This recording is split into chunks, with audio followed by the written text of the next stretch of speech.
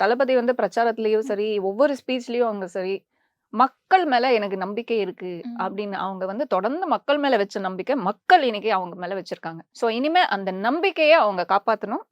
Fulfil பண்ணணும். அதான் நான் எப்பவுமே சொல்றேன். As an actor unconditional support எனக்கு. தளபதினா உயிர் எனக்கு. அவ்வளோ டை ஹார்ட் ஃபேன். எந்த வயசுல இருந்து உங்களுக்கு பிடிக்கும் மேம்? எந்த ஏஜ்ல இருந்து ஃபாலோ அவங்களோட ஃபர்ஸ்ட் படத்துல இருந்து நான் பாத்திருக்கேன். ஒவ்வொரு படமும் ஒரு டசன் டைம்ஸ் நான் பாத்திருப்பேன். சோ அவ்வளோ ஒரு அது எதுக்கு நமக்கு பிடிக்கும்னு சொல்ல முடியல.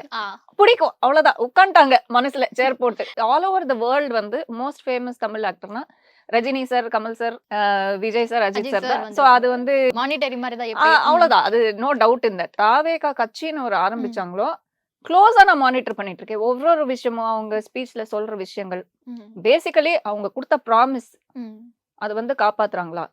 அதான் நான் மறுபடியும் சொல்றேன். Actions are louder than words. நிறைய பேர் சொல்றாங்க. ஆனா அது எவ்வளவு தூரம் பண்ணுவாங்கன்ற விஷயம் இருக்கு. there is no black mark except the Karur incident. PF amount எப்படி எடுக்கணும்னு தெரியலையா?